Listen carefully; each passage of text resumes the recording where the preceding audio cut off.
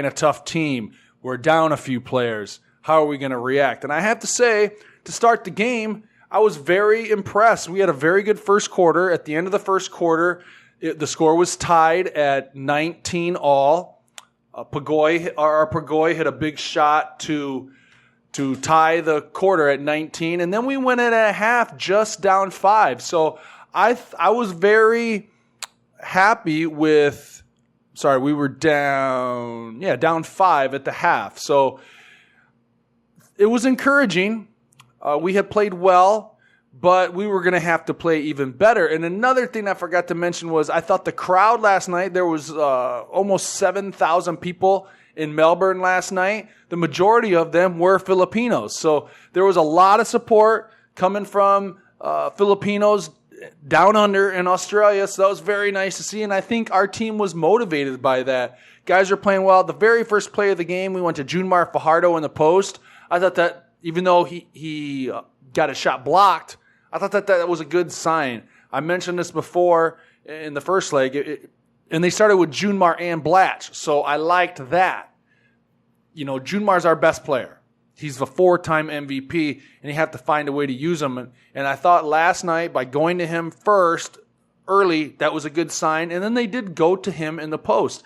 This is something that it's hard for a big guy, especially a guy like Junmar, who I don't want to say he's one-dimensional, but he's a low post threat. He's a big guy. He's not a guy that's going to do a lot of damage on the perimeter. So in order for him to engage in the game, give him the ball at his strength a few times. And they did that last night, and I thought Junmar played pretty well. He had 15 points, I believe, and he didn't rebound like he normally does. But we all know he's a very good rebounder, and he competed.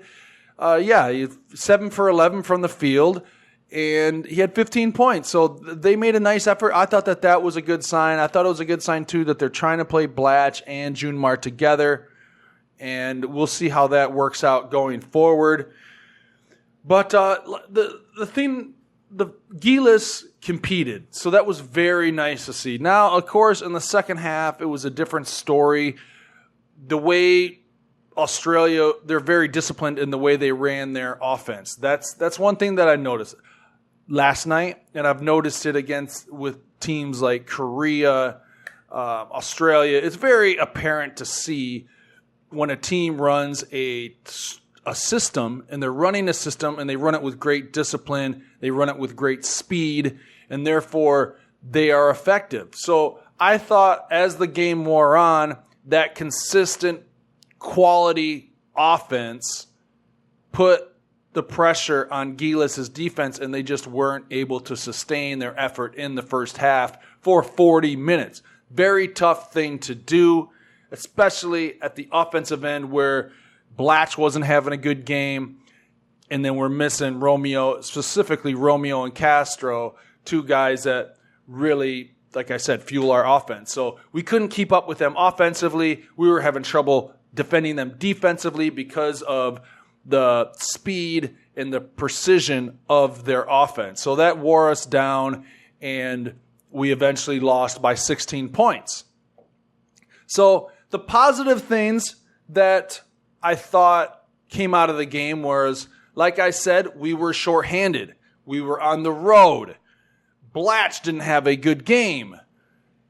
We were 19.5-point underdogs, and we lost by 16. So just by that alone, knowing that without even watching the game, solid performance by Gilas. Something that you can build on. However, so that's the positive of it. That's something that Chat Reyes has mentioned since the game has ended. I think that's the general vibe of the Gilas or the Philippine team that lost by 16. First time really playing these guys. We're on the road. We're shorthanded. Blatch did not play well. So lost by 16. When you look at what they did to Taipei, what you look at what they did to Japan, not bad. Not bad. However, I do want to get into some things that were disappointing. And there were some negatives. Just like any game, there are some positives, there are some negatives. Hopefully you can overcome those negatives to win games, to win the game Last night playing against Australia, it wasn't going to happen. We were going to have to play well to beat them. So right off the bat, the thing everybody's talking about is the free throws. Okay. We were 7 for 19 from the free throw line. That's obviously terrible. That's 37% from the free throw line where there's no defense. And, Gilas is the Philippine national team. That's supposed to be the best that we got. 7 for 19 from the best players in the Philippines?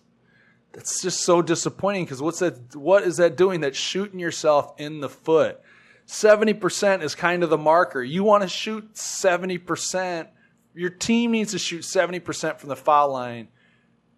That's an ideal marker. We're at half of that. And not only that, when you're playing a good team, you need to be up against the 80% and above because you really need those points. So 7 for 19 from the foul line is extremely disappointing. We need to shoot better. If we do not shoot better than that, don't expect to beat Japan or Taipei because they're coming to win. Japan hasn't won yet. They're trying to get a win for sure come Sunday. So whatever it was, I don't know what it was.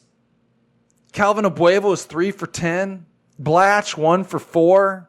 I mean, that's the bulk of the damage right there. You're just not going to beat a good team going 7 for 19 from the free throw line as a team.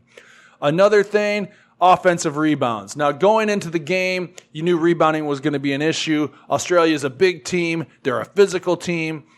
And you had to make sure you took care of the rebounding. Well, just looking, we got over doubled up. The offensive rebounds were 16-7.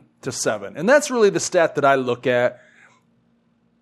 The total rebounds is really fluctuated a lot by how well your offense is. But if you're getting beat 16-7 on the offensive glass, you got dominated. You got more than doubled up on the rebounding.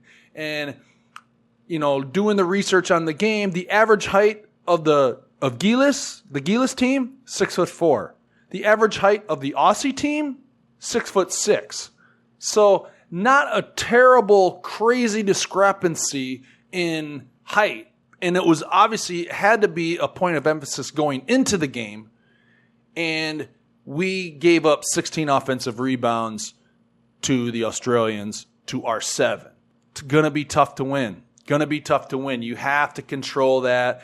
We weren't outsized by that much. We probably outsized more against, many more teams will be bigger than that against the Philippines. If you really want to talk about international basketball, if you want to compete against the Europeans, the North American teams, even against China, they're going to be bigger.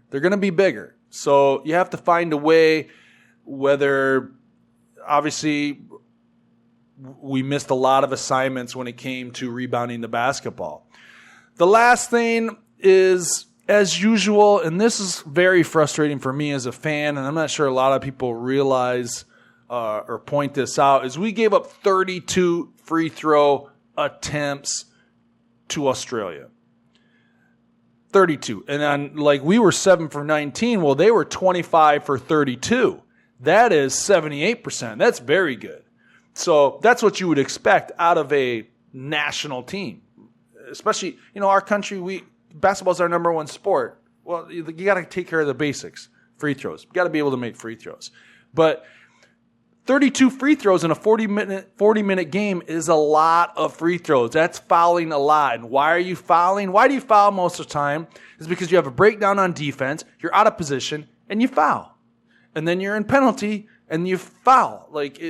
That's 8 fouls that's giving up 8 free throws per quarter. Now the fouls were 23-20. So a lot of our fouls were when they were shooting. And there's a time and place for a hard foul. There's a time and place to foul. But 32 free throws, giving up 32 free throws is not an ideal situation against anybody. So I would like to see them to be able to make their free throws, take care of the rebounding better, and defend better. So, in part of defending better, part of your defense is not fouling. Fouling is a bad play. Okay? You look at, You look at the stats, we held them to 42% from the field overall. That's good. That's a good number. But when you add that together with the free throws we gave up, that's not a good number. If we would have gave them 20 free, there's so many ways that we could have closed that gap of 16 even. We shot 19 free throws. Well, if they would have shot 19, 20 free throws and even made a bunch of them, and we could have maintained that field goal percentage defense, it's a different story. And then you factor in the offensive rebounds. The offensive rebounds probably contributed to the fouls. So 32 free throws is way too much. 16 offensive rebounds to 7, way too big a discrepancy, and we didn't shoot free throws well enough. So anybody that watched the game or dissected the stat sheet is going to be able to tell you that. It's not rocket science, but those are areas that we can definitely improve on. And we're going to play them again in June, I believe. So those would definitely be points of emphasis if we want to compete with the Australians, which I think we can, which I think last night we showed that we could do. That's what I thought of the game last night. I thought, overall, you can take some positives from it. You definitely can dissect it a little bit to areas that we need to improve on. I think our dribble drive off. Blatch is obviously a guy that did not play well. Kenito Henson was hard on him last night. And as well he should be. They're paying him a lot of money. He's the biggest guy out there. I've said it in the past, I don't like him. As a person, don't know him. Seems like a good guy. Never talked to him before. But on the court, his style of play, if he's off the ball, he's very ineffective. Okay? He's always at one of the top spots on offense because he won't run hard to go down to any other spot than to be up at the top. So a lot of things, and they're paying him a lot of money. He has unbelievable talent, NBA level size, NBA level talent. Didn't play against teams that are big. We need him to play big. He did not do that. He's not a factor on defense. Last night he wasn't much of a factor on offense. So that was disappointing. Like I said, there are some negative things to take away, things to improve upon, but there are some positive things moving forward. So hopefully they can take the positive and come into Sunday's game, which is very important, and play well against Japan at home. That would be great, I think.